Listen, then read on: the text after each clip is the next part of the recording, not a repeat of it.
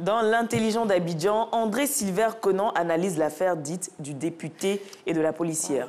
Et oui, tout est parti d'une altercation entre un député PDCI et une policière, mais selon ASK, eh bien, tout est d'abord parti à cause d'une violation du code de la route. Et il propose d'en tirer des leçons. Premièrement, rien de tout cela ne serait arrivé si le député lui-même n'avait pas voulu doubler les autres véhicules qui attendaient dans l'embouteillage. L'argument selon lequel il se rendait au chevet d'un ami ne justifie rien. Premièrement, il n'est pas médecin. Deuxièmement, il n'est pas ambulancier. Alors, deuxième leçon de cette analyse, jusque-là, personne n'a pu répondre à la seule question qui vaille, c'est-à-dire le député a-t-il vraiment giflé cette policière? Il est difficile, il est vrai, de répondre à cette question avec exactitude parce que les allégations d'un procureur, tant qu'elles ne sont pas jugées, ne font pas vérité d'évangile.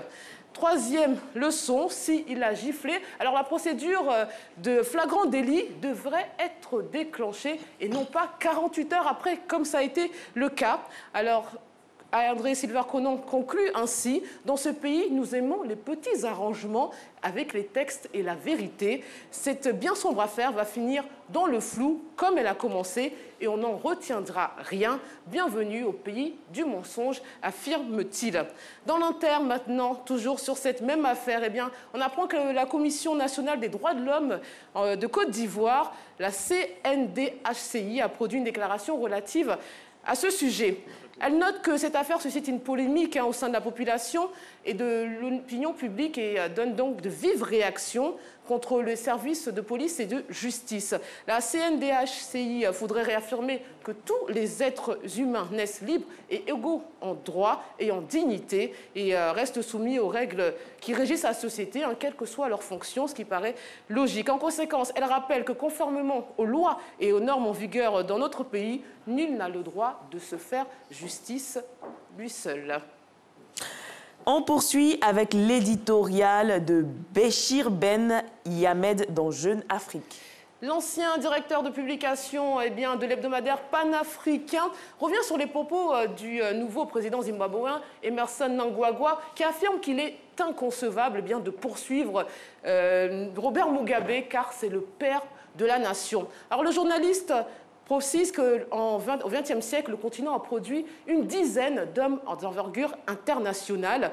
Une fois celle-ci, ce sont des gens qui sont battus pour leur indépendance et une fois celle-ci acquises, ils ont tout naturellement fondé les Premières Nations et ils en ont été les présidents.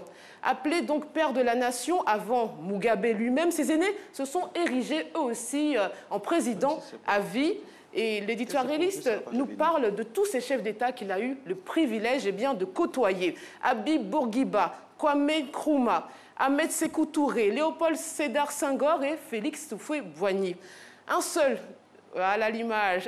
d'entre eux a su s'extirper du pouvoir en le quittant volontairement après 20 ans d'exercice. Il s'agit bien sûr de Senghor qui disait « Je suis historique par les circonstances et non par mes mérites ». Il a donné l'exemple à ses pairs, mais ceux-ci, Bourguiba et Houphouët notamment, ont considéré que c'était un très mauvais exemple et l'ont traité de déserteur. Allo Police relate une affaire de jalousie. Et oui, mars 2017, Freddy et Chantal tombent amoureux, l'amour c'est beau, ils s'aiment. Et le jeune remarque cependant qu'elle est très jalouse, ça sera même la cause de leur séparation. Mais Chantal, toujours amoureuse de Freddy, ne compte pas laisser la situation ainsi. Elle fait tout pour se rapprocher de lui. Il refuse. Et un jour, elle vient avec une machette et un caillou. Objectif, en finir avec son ex-petit copain et sa nouvelle petite amie. Mais les voisins s'interposent et elle doit donc abandonner ce projet. Mais elle revient quelques jours encore après et frappe à sa porte. Et ce dernier accepte d'aller lui parler derrière la cour. Mais alors qu'il ne s'y attend pas, Chantal lui verse dans le visage de l'acide mélangé à du piment contenu dans le pot qu'elle tient dans les mains. Vous allez voir peut-être l'image de l'accusé qui va apparaître juste après ça, c'est la victime. Alors Chantal prend la tangente, mais elle sera arrêtée, heureusement, par les policiers et dit regretter son geste parce qu'elle visait la nouvelle compagne et pas son ex-petite amie, mais c'est pas mieux. Très, très mauvaise idée. Et pour finir, l'insolite avec une addition inoubliable.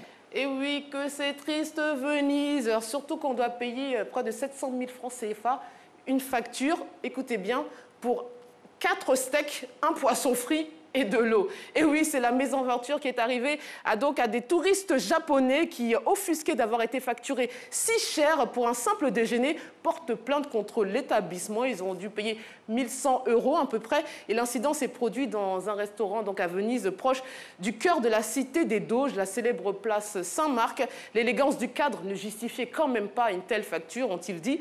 Et vous allez voir le tweet d'après. Le maire s'est agacé de cette information et il dit « Si cet épisode honteux est confirmé, nous ferons tout notre possible pour punir les responsables. Nous sommes pour la justice. » Toujours, a déclaré le maire de la ville, Luigi Brugnaro. C'est vrai que ça fait cher le déjeuner.